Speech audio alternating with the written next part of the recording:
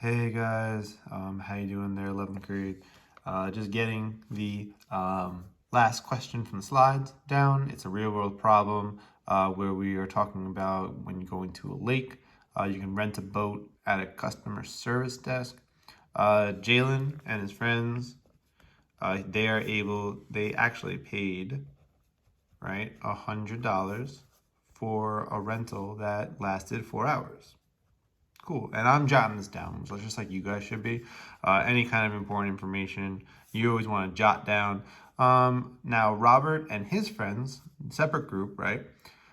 They are paying $160, and they're renting it for a little bit longer, 7 hours, which makes sense, right? Longer hours, more price, right? Cool. What we want to do is we want to create the equation, right? So we want y is equal to mx plus b. That's what we want. We want to know how much the service fee is, which anytime you have a service fee, right, or a one-time fee, or a monthly pay, like a normal monthly like flat rate, we're looking for the y-intercept, and we want to know how much the hourly rate is, right? So the hourly rate, and that's going to be our slope, right? Anytime we have an hourly rate or anything along those lines, like a unit rate, we are really asking for the slope of the problem. So I'm going to show you my notes in a second, just so we know, right? I've written down Jalen's group, Robert's group, and I wrote down all of the questions that are really being asked, right? So we want the equation, we want the service fee, which is the y-intercept. We get that from the equation. And they want the hourly rate, which is the slope. Hey, we get that from the equation too, right? So we're gonna get both of these done. In fact, we're gonna need to get the slope in order to actually get the equation. So this is the first one we're gonna get. So let's go ahead and dive on in, right? Right away, just so you guys, most of the time when you're talking about X and Y, right? So we're gonna let X equal the number of hours rented, because we can't stop time, so time is the most independent variable you can find. And the amount of hours rented affects or changes the cost that we are paying, right? So that's exactly what we're talking about now. So I'm gonna take the data, I'm gonna take Jalen's group, and I'm gonna create that into an XY. So this is 4 for the hours, and then it costs us $100. So sorry, my hand's in the way, it's making it a little fuzzy. So we have 1 point, and the other point's coming from what was it, Robert's group, and that's going to be 7 hours for $160. So we have 2 points, right? We're using hours as my x's. They both have hours, right? And they both have money, so that's why I'm getting 2 points.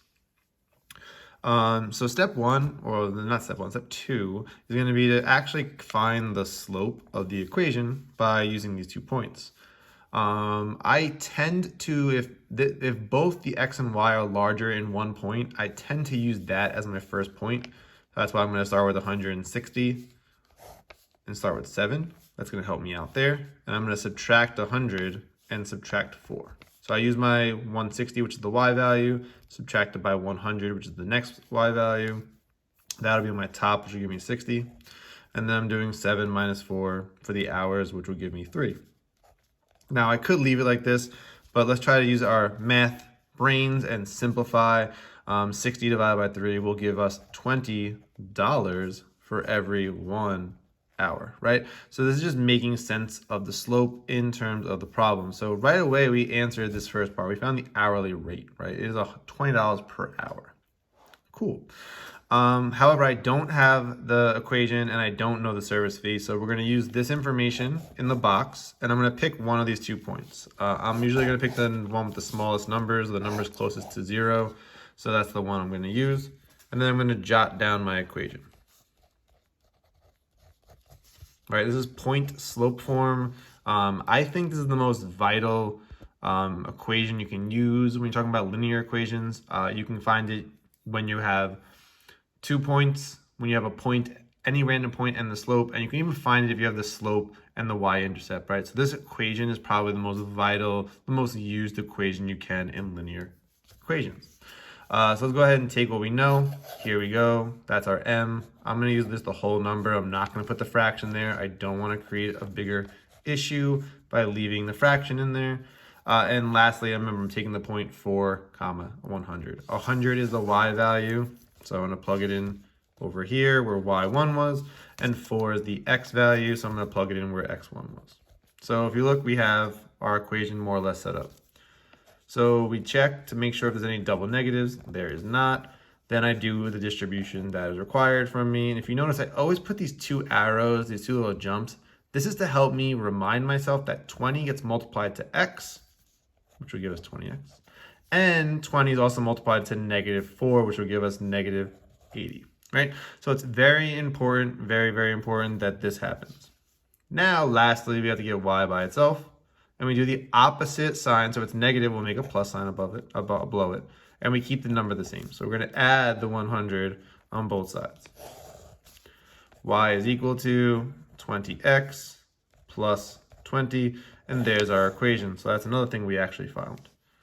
If you notice, there's the 20. This is the slope.